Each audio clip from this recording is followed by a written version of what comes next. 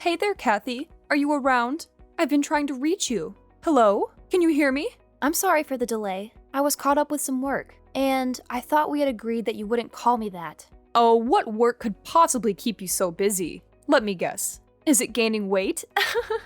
You're overstepping your boundaries now. Please kindly refrain yourself from saying whatever nonsense comes to your mind. Oh, come on. Don't tell me what I can or cannot say, especially when it seems like you're the one who is incapable of doing anything productive, like getting a job, for instance. That's not true. Like I said, I'm working. What do you think I meant by that? Really? Working on what exactly? Lying around and stuffing your face with snacks? Can you stop saying such things? It's not nice to make fun of people like that. I don't appreciate it.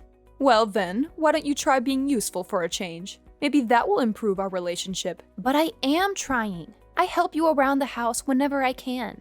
I appreciate you making dishes for us. I even buy you presents whenever I'm out. And I put in a good word for you whenever we have guests. Don't take this the wrong way, but I think you're the one who has to fix her attitude. There you go again with your complaints. You just love being pampered and having people do things for you. But let me tell you something, sweetheart. That's not how the real world works. That's not what I meant at all. Anyway, the reason why I texted you was to ask a favor regarding my son. What is it? It's simple, really. I don't want you around him anymore. What? Why would you say something like that? You heard me right. Stay away from my son. But that's impossible. He's my husband. Why would you want us to separate? You were supportive of our marriage. Yes, that was before I realized he chose someone like you as his wife. You two are completely different. My son is a smart and handsome young man with a bright future ahead of him. He shouldn't be seen with someone like you. That was uncalled for. Do you even realize how hurtful your words are? And let's not forget about your attitude. Honestly, I don't understand what he sees in you. All you seem to be good at is spending his money. Excuse me?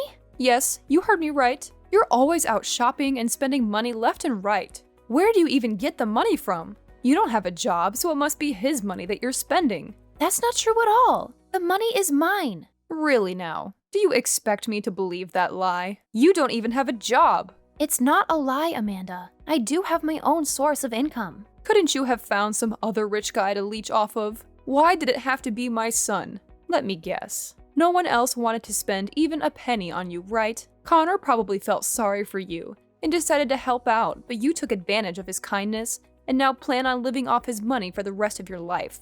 That's not true at all. You can't just make assumptions about me like that. I'm not with him for his money. I married him because of who he is as a person. Connor is an amazing guy and an even better husband. He means everything to me, and I love him dearly. Well, we'll see how long that lasts once his bank account dries up. After that, I'm sure you'll leave him in no time flat. Do us all a favor and just end things with him already. He deserves someone better than you. That's ridiculous. There's no way I'm leaving him. But as far as moving out goes, don't worry about it because Connor and I are planning on moving out next month anyway. Wait, what? Connor didn't mention anything about moving out. Are you trying to steal my son away from me? You're the bitch. Ever since I moved in here, you've tried to make my life miserable. You keep looking down on me, call me names, and mock me. This is no way to treat a human being. So I looked up and found a nice apartment we can live in. You wouldn't have to deal with me any longer. Are you happy now? I don't believe this. You really are trying to take him away from me. Mark my words, Kathy. You will regret this. I'll make you pay.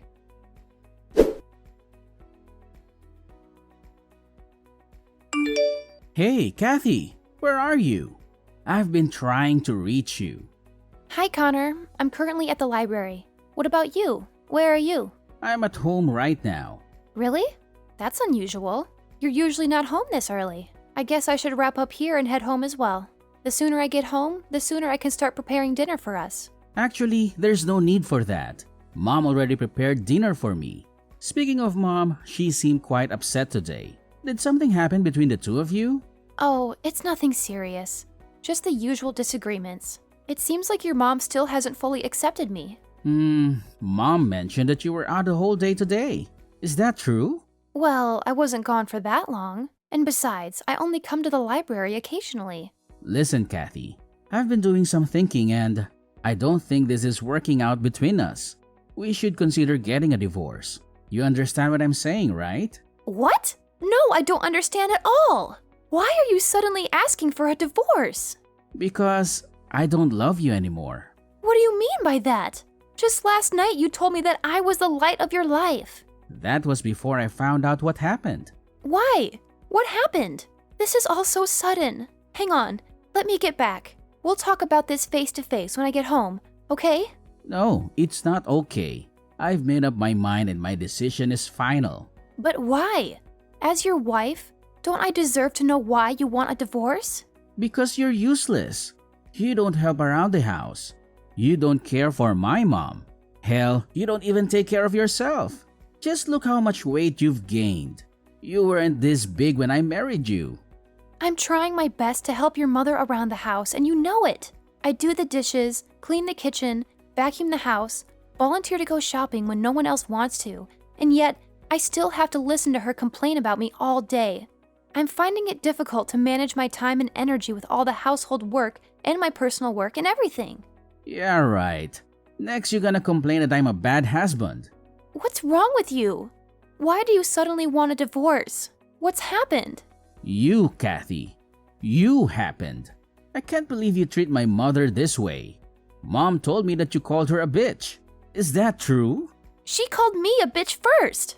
That's no excuse to disrespect your elders like that. Fine. I admit I shouldn't have said that. I was wrong. I'm sorry. I'll apologize to her personally when I come home. But don't you think it's a little extreme? Are you divorcing me over this? It really affected her. She's been so sad the whole day. What's worse is that when I ask you what happened, you said it's nothing.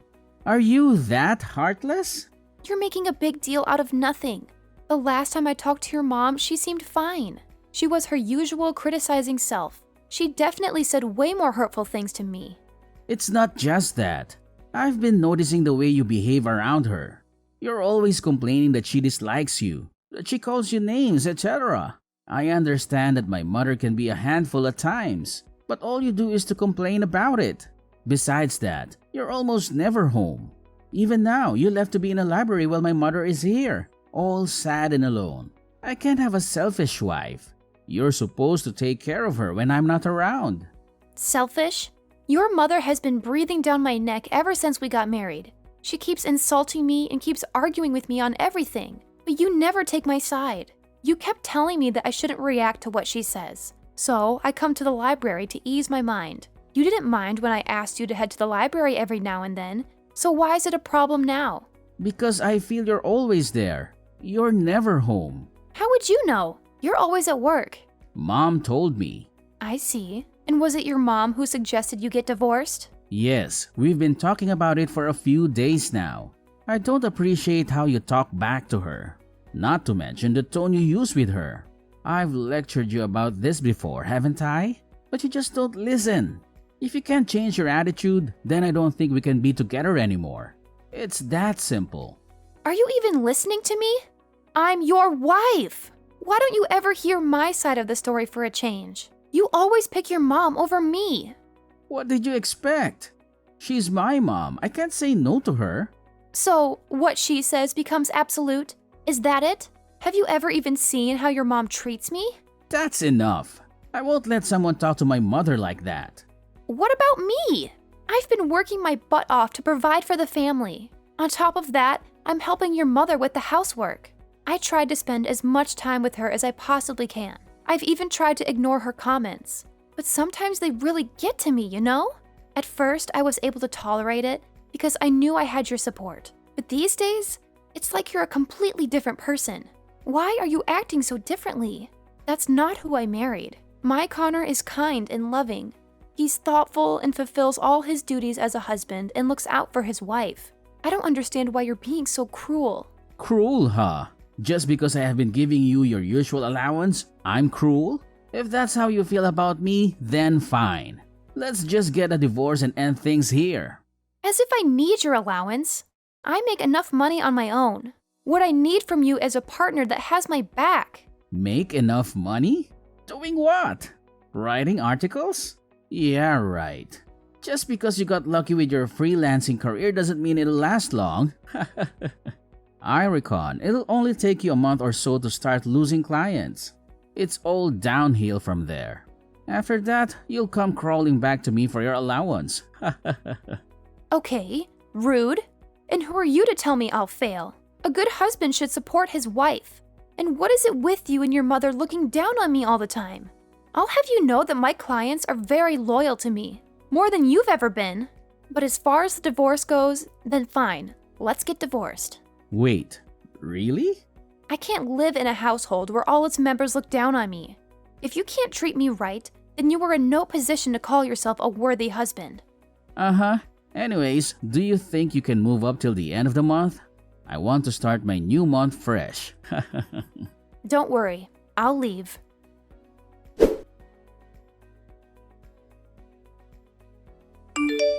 Kathy, it's an emergency. Please, I need you to lend me some money. It's urgent.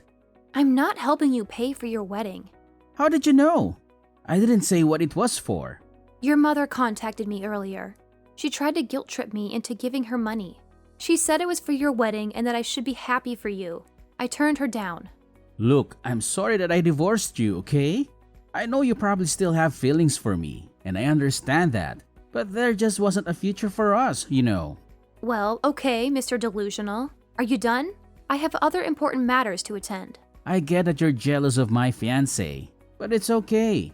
The least you could do is see me happy, right? This is your chance. If this is some messed up way of apologizing, then I'm afraid you're a little late. Please, just listen to me, okay? I never wanted to divorce you. Mom made me. What was I supposed to do? Oppose her? I was young and stupid. I didn't know what to do. It was all her scheming. She wanted us to be divorced so she could set me up with other rich women. Oh, please. It's bad enough you never let me tell your mother how much you really earned. Do you know how much nonsense I had to endure for you? Things like how I'm an incompetent wife and a gold digger, when the truth is that the house is only functioning under my income. I know. I didn't realize how much you were contributing. Now it is hard to manage expenses without your help. I'm sorry. I didn't know what I was thinking, but I really need your help right now. My mom didn't know my salary. She told my fiancé that I make 6 figures a year. Now everyone's expecting me to throw this lavish wedding, but don't have the money for it. I'm already in debt. Then just tell them the truth. If she chooses to still marry you, you'll be a lucky man. Having wives who earn more than you to sustain the house. But please don't blow it with her, too. The wedding is in 2 weeks. If I tell her I'm not what I introduced myself as, she won't marry me. Don't you think she'll find out sooner or later? If not now, then maybe after you guys get married. She might even file for divorce. Or sue you, for that matter. Yes, but by the time we'll already be married. Which means at the time of the divorce, I still get to keep half of the assets. You're a real scumbag. They say women are gold diggers. Clearly, they haven't met you. Please, I'll do anything. Just help me with this wedding. I'm begging you. You got yourself into this mess, so you fix it. Quit bothering me. I'm going to block your number now. Wait, please. Hello? Are you still there? Hello?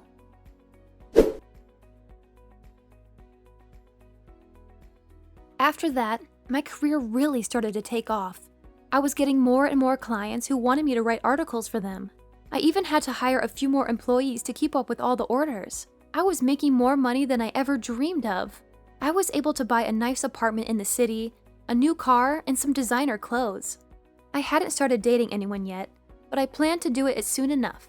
This time, I would be looking for someone far more trustworthy and loyal than Connor could ever be. Someone who would love me for who I am and not for how much money I make or how much I weigh. As for Connor, he had to sell his house to pay for the wedding, but that still wasn't enough. He had borrowed a lot of money from his friends and relatives, but he couldn't pay them back. When his fiancée found out he wasn't as wealthy as he said he was, she dumped him immediately. Not only that, but she also sued him for fraud.